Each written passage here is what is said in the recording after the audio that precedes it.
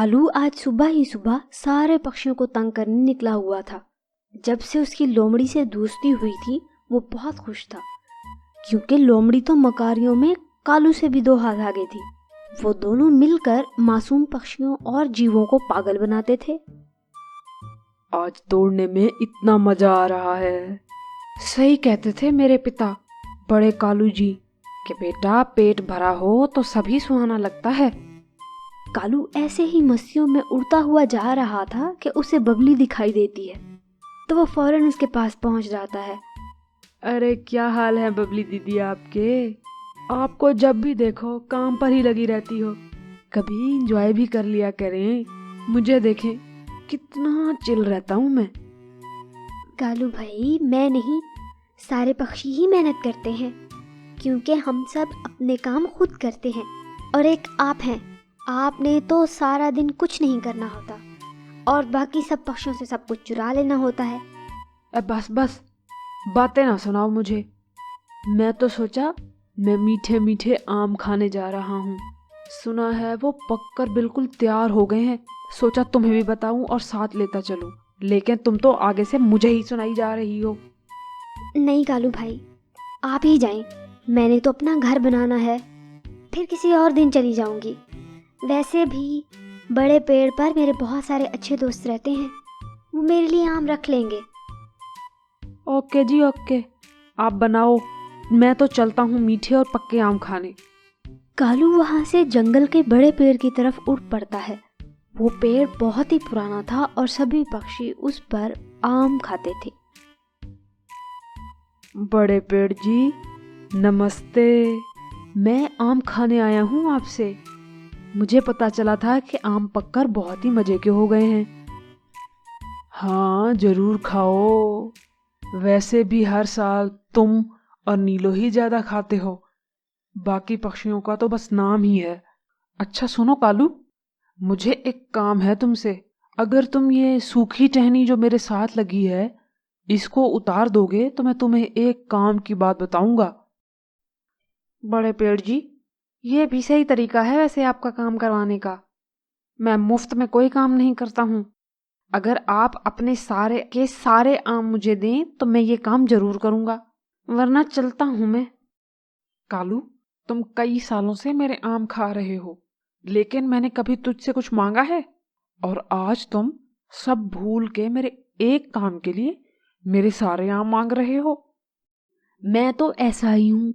मुझे मेरी उस्तानी लूमड़ी जी ने कहा है, कभी भी किसी पक्षी का काम मुफ्त नहीं करना और बगैर मतलब के तो बिल्कुल भी नहीं करना। मैं तो चलता हूँ आपके 2-3 आम लेकर, बड़े पेड़ जी। कालू वहां से आम लेकर चला जाता है और पेड़ किसी और का इंतजार करने लग जाता है। कुछ समय के बाद डंकी वहां से गुजरता है तो पेड़ उसको भी यही कहता है। देखो डंकी, तुमने हमेशा मेरे पत्ते खाए हैं, कई बार आम भी खाए हैं।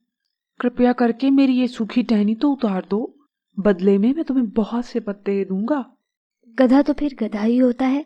गधा बोलता है, बड़े पेड़ जी, मैं तो मेला देखने साथ वाले जंगल जा रहा हूँ, वापसी पर आकर आपका ये काम जरूर करूंगा।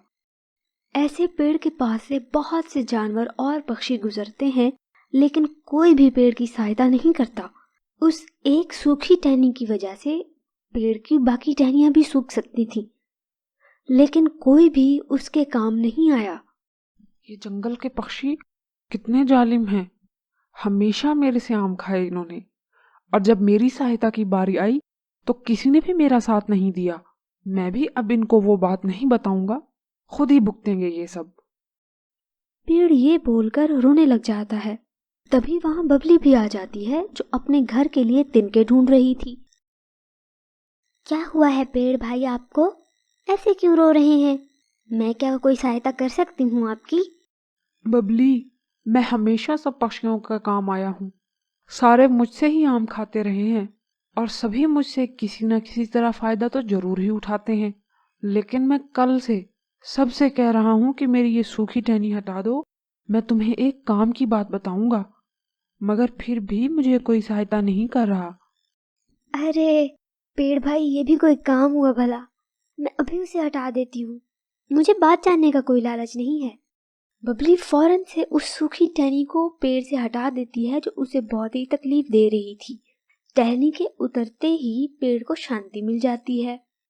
बहुत बहुत धन्यवाद चिड़िया, तुम वाकई बहुत अच्छी चिड़िया हो।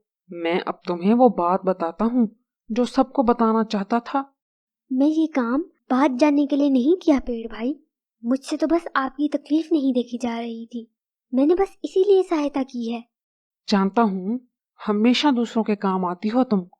मैं बस इतना बताना था कि मेरे पास बड़े पेड़ जी का आदेश आया था कि कुछ दिनों में जंगल में बहुत तेज हवा चलेगी और बहुत ज्यादा बारिश भी होगी।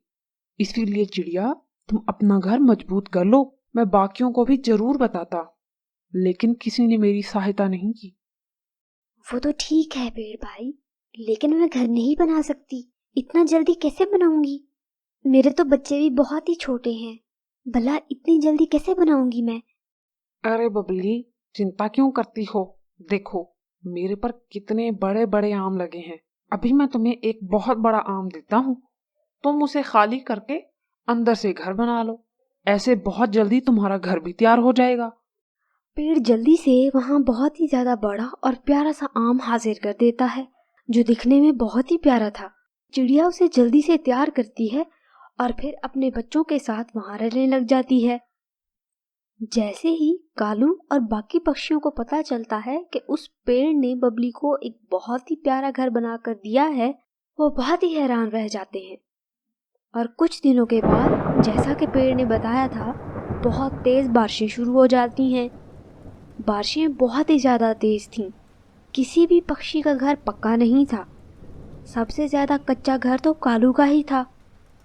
कुछ ही देर में कालू का घर टूट जाता है और वो बारिश में भीगना शुरू हो जाता है।